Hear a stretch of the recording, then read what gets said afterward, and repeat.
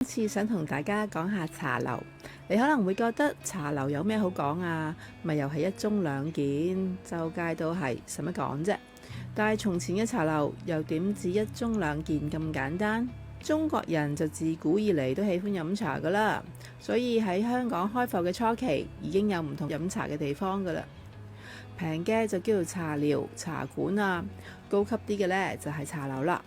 叫得做茶樓，真係成棟樓都係飲茶噶喎。而香港第一間茶樓呢，就叫做杏花樓，唔係食糖水嗰間啊。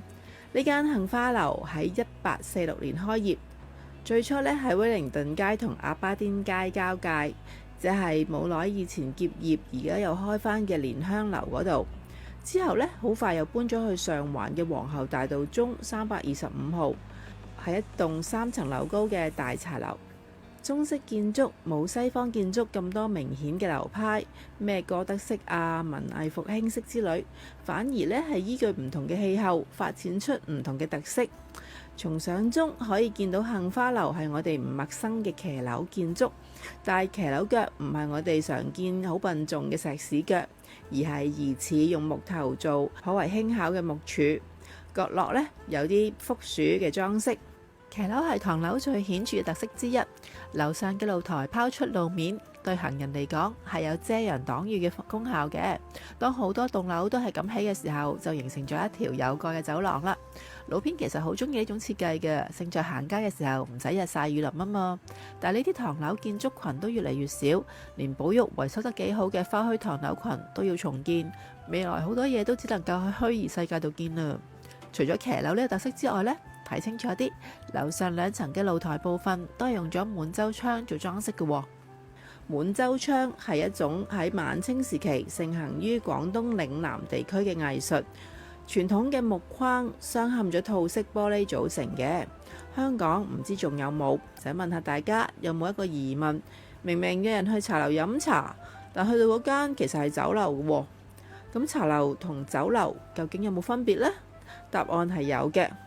初期嘅香港，茶樓同酒樓分得好清㗎。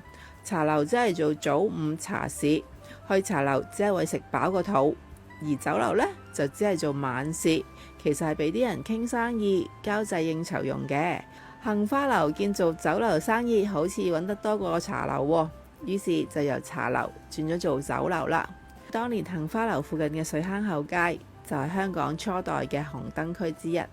但係水坑口街道狹窄，當妓院同酒樓越開越多嘅時候，有人就覺得影響民生生活啦。於是喺1903年，政府下令水坑口嘅風月場所需要喺3年裏邊全部搬去西環嘅石塘咀。咁同妓院拍住做生意嘅酒樓呢，好多都會跟埋去。因為石塘咀當時係新開發嘅地方，好鬼荒蕪㗎，所以為咗 keep 住啲生意，啲妓院同酒樓仲要出錢請啲黃包車免費接送客人，由水坑口過石塘咀，真係服侍周到啊！除咗茶樓、酒樓分唔清之外，我哋好多時仲會叫酒樓做酒家嘅喎。酒家個名叫得多就好似好普通啦，但係其實好有詩意嘅。因為佢真係嚟自一首詩嘅，可能大家都有聽過，就係唐朝杜牧嘅《泊秦淮》。煙籠寒水月籠沙，夜泊秦淮近酒家。商女不知亡國恨，隔江猶唱後庭花。而最早咁有詩意嘅酒樓呢，就係金陵酒家啦。後來好多酒樓都會選用酒家呢個名嘅。風月事業喺石塘咀搞到風生水起，仲變成有名嘅塘西風月。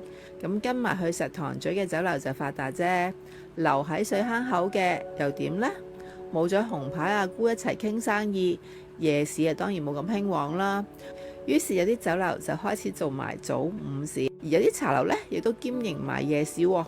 所以到而家茶樓、酒樓、酒家都冇晒分別啦。除咗做埋夜市之外，唔少茶樓都開設咗歌壇，邀請樂師同埋唱歌嘅女伶嚟表演。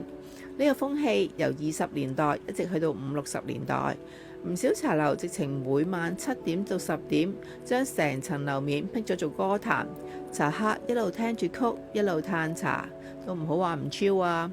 特別喺30年代，好多著名嘅歌星一日要唱幾十場，甚至日頭喺香港唱完，夜晚要上廣州唱，再趕返落嚟香港添啊！好多捧場客亦都會跟住個歌星去到唔同嘅茶樓捧場，同而家追星嘅情況冇乜分別。出名嘅歌伶有成30-40人咁多，其中嘅小明星徐柳仙、張月兒、張惠芳仲被稱為平喉4大天王，真係江山自有天王出啦。不過凡事總經歷盛極而衰，據黃志華喺一份1954年嘅《星島晚報》見到有記載，50年代中期當時嘅茶樓歌壇已經一蹶不振。碩果僅存嘅高升茶樓仍然有歌壇，但係已經日漸式微。至於後來有啲酒家改成夜總會，有歌星去唱流行曲，又係另外一個時代，另外一個光景啦。大家有冇發現大型嘅茶樓酒樓越嚟越少？從前5步一樓10步一家嘅情況已經唔多見啦。早2日路邊喺街頭同朋友想入去飲下茶吹下水，但方圓10分鐘步程之內都諗唔起邊度有茶樓。茶樓式微有好多種原因。以前去茶樓除咗嘆茶聽曲之外，仲可以諗着捉棋，甚至乎 shopping， 買針線啊，買文具，買玉器，買煙，當然仲可以買馬錶啦。所以以前嘅茶樓真係好喧嘩，好熱鬧。不過呢一種混亂又有一種活力同埋生氣。以前我哋會話得閒飲茶，真心話又好，應酬客套都好，起碼飲茶都係一個吹水時間啦。但係而家飲茶呢個活動呢，真係得返1盅2件，喺張點心紙剔完，飲啖茶食個包就走得，好有效率。但係慳咗落嚟嘅時間，我哋究竟係打多2鋪機，碌多2條 IG，定係同親朋戚友傾多2句偈呢？可能有啲人會聽過，甚至親身經歷過茶樓嘅變遷。